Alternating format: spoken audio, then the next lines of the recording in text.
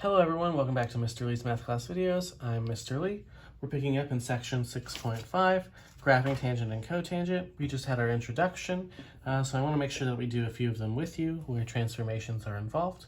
I'm going to leave one for you to do and show you the completed version on the notes.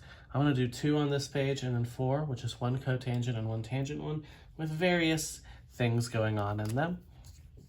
So first things first, there's not really an amplitude in the same way for tangent and cotangent as there is for sine and cosine.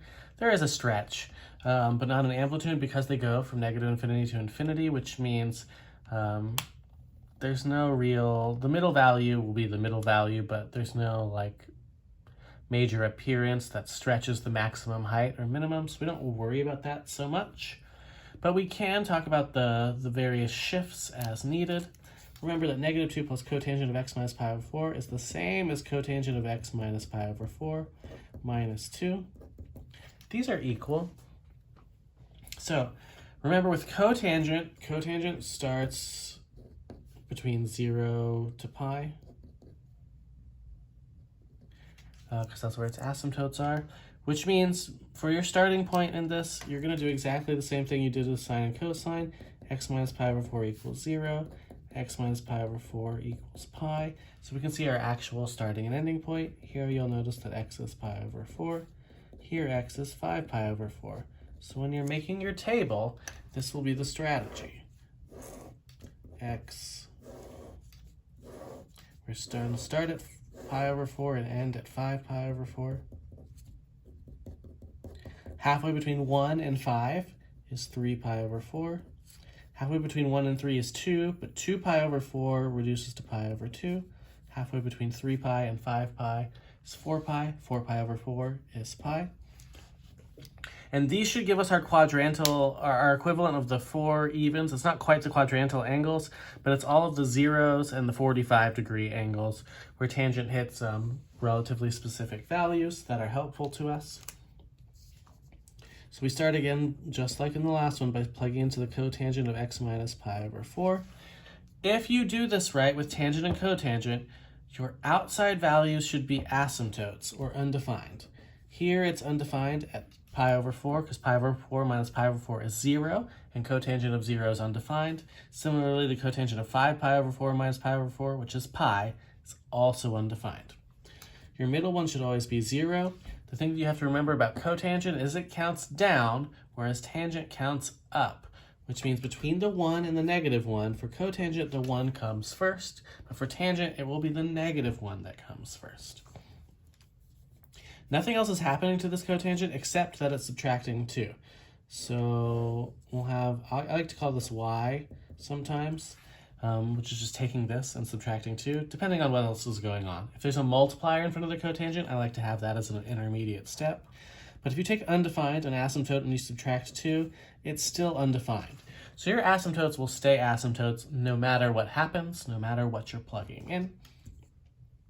1 minus 2 is a negative 1.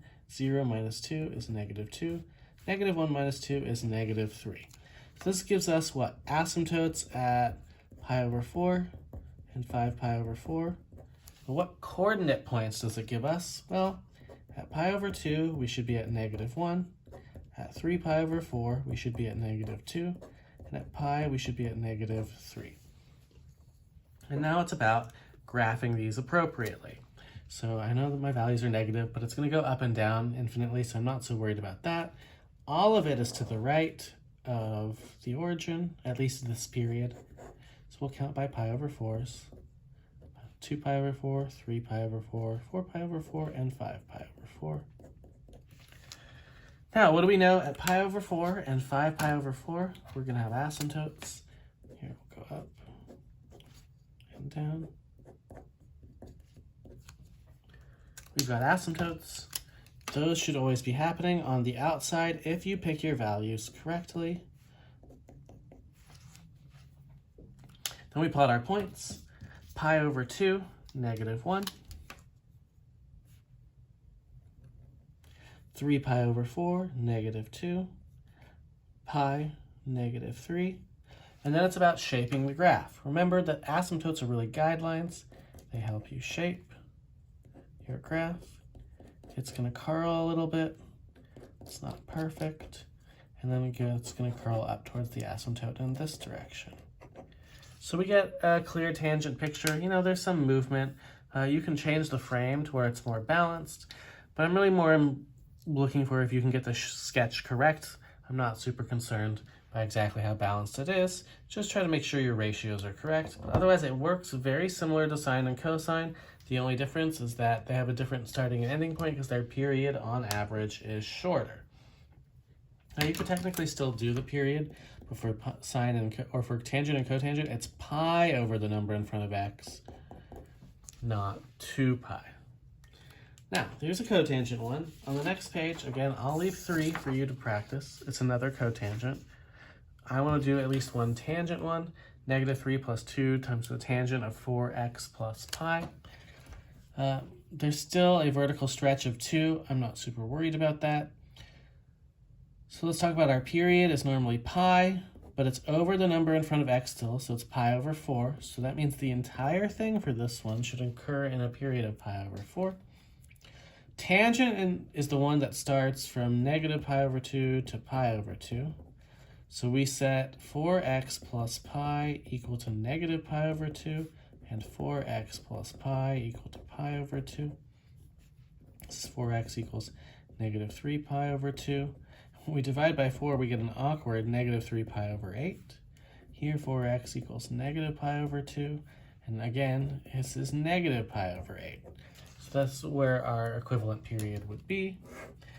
It's a little tricky to find the midpoints here, but not too bad. So we have -3 pi over 8, pi over 8. Halfway between them is -2 pi over 8, or pi over 4. Now, this is 2 eighths and 3 eighths. Halfway between them would be 2.5 eighths, but we can double these. 3 eighths is 6 sixteenths, 4 sixteenths. Halfway between them is -5 pi over 16. Similarly, this one is -3 pi over 16. Some awkward numbers, but we'll survive. So we start with our tangent of 4x plus pi. And like I said, if we pick this right, our outsides should always be undefined, and the middle should be 0. Tangent counts up, so the -1 will come first and the 1 second.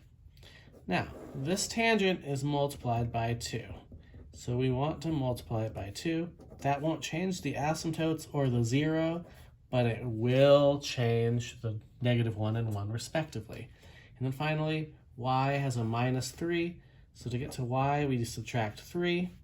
That again won't change the asymptotes, but it does change everything else. -5, -3, -1. So we have asymptotes at -3 pi over 8 and -pi over 8. And then our other points are -5 pi over 16, -5, -pi over 4, -3, and -3 pi over 16, -1. And from here, it's graphing. So again, these are all negative. The x values are also all negative, so we'll go something like this. I'm going to count by pi over 16s. So this is -pi over 16, -pi over 8, 3 pi over 16, pi over 4, 5 pi over 16, and finally we'll hit our -3 pi over 8 over here. So now again, it's graphing the asymptotes on the outsides and then plotting the points. -5 pi over 16 is here, -5 is about here, -pi over 4, -3, -3 pi over 16, -1. This is going to curve up, this is going to curve down, and we'll have a little switch in the middle. But otherwise, like I said, once you set those boundary points, the table will kind of walk you through the process yourself. You'll notice this tangent one is going up from left to right. If there is a negative sign in front of tangent, it flips and looks like cotangent. Similarly, if there's a negative sign in front of cotangent, it will flip and look like tangent. But otherwise, this is really just mainly about practice for you guys. And that's all for this video.